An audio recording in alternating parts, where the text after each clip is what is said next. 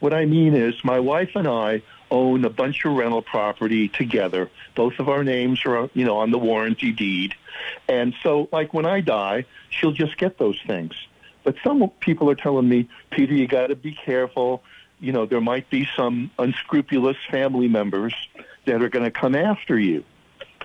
And I'm wondering, is that a real concern, or am I protected? Well, Peter, I wasn't sure where you're going to go with. I thought you were going to tell me, well, what happens if my wife gets remarried and leaves it all to her new husband?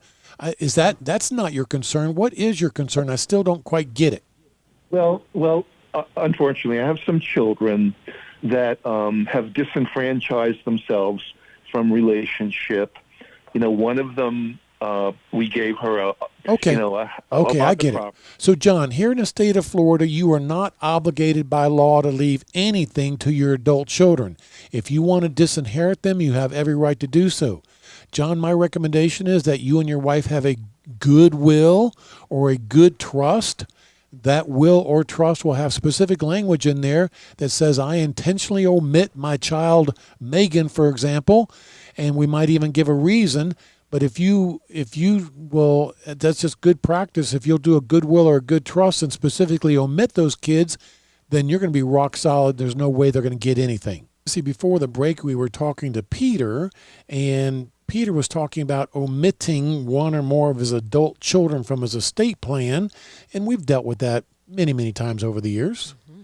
People might be surprised, maybe not surprised, at how many people are somewhat estranged from their children, or they have other reasons why they want to omit their children. For example, they gave that child money during their lifetime, or here's a real common one, that I co-signed a loan with one of my kids for a car or a house, or I loaned my kid some money and they never paid me back, or they defaulted on that loan and left me holding the bag. That's a good reason why you should never loan money to your family or kids. You and I have stuck by that rule, and we haven't done it yet. We never co-signed a loan for our kids. Never have, never will. Correct. If your children need some money, then give it to them if you can afford it. And if they pay you back, great. If they don't, hey, it was a gift. Mm-hmm. Exactly. So, Chrissy, when we have people that omit children from their will or a trust, we always ask them the reasons why, because we want to put it in our notes so that after mom and dad have passed away and that child decides to sue the estate and challenge the will, and the lawyer representing them contacts us and says, well, you drafted mom's will. You left out her son, Peter. You must have goofed up, Tom. Surely she wanted to leave something to Peter. Why did you draft a will where Peter didn't get anything? I go to my notes and I say, well, mom co-signed a loan for Peter and he defaulted on the loan and left her hanging the bag, and that's why she, and disinherited him, right? But when we do the will itself, traditionally, we've always said, I intentionally omit my son Peter from my estate plan for my own reasons. You were talking about maybe within the will itself, we give those reasons. Mm-hmm. What do you think about that?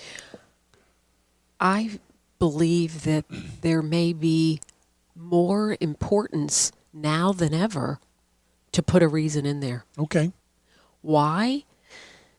Because then not only did they say I omit, which legally they can do, now what it does is if anybody wants to challenge, that reason is there, which means when another lawyer comes to you or me and we're saying from our notes, I don't even know that it should be relying on those notes. Now it involves us. Yeah. If it's there in writing, they signed it, that's the reason, it is what it is. That should be the end of the story. And I think you're right. After all these years, I think I'm going to change my practice. Now, I'm going to tell the client I'm going to give them a choice. Oh, me too. If they say, well, I for him and he defaulted, left me holding the bag, okay, I'm going to make notes in our file about that. Would you like me to put that language within your will or your trust too? Correct. And I want to tell them why. Yeah. That it should be in there. Yeah. And some of them might say yes, and some of them might say no. But it's, if the client says, "Well, Tom, what do you think?" Well, I'm thinking, I think it's a good idea. We put it in there. Yes. Mm-hmm. If they ask us, for the world to see. Correct. And the reason being is for what you just described. If that particular adult child now has an issue, they go to a lawyer. That lawyer comes to us. If everything was there, hey, that is what it is. I think it's even more important, and we would strongly recommend putting it in there, because if they have a concern about that adult child, think about it, there must be a concern because they're omitting them. Yeah. So now we're saying to them, we want to help you to even make it further rock solid, which would be put not only omit, but put the reason in as well.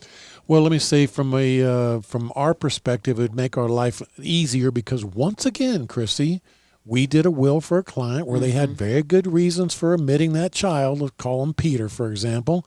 And mom has passed away, and Peter's gone and hired a lawyer. And what happens is a lawyer subpoenas Olsen Law Group and says, give us everything you've got on mom.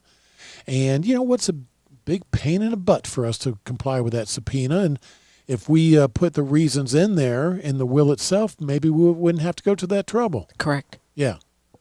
So that would be a reason in and of itself to do it. Yes. I believe that is the better practice for the client, for the adult child that is being omitted, the attorney involved in helping them, and us. Everybody. I agree. So I'm gonna start that practice.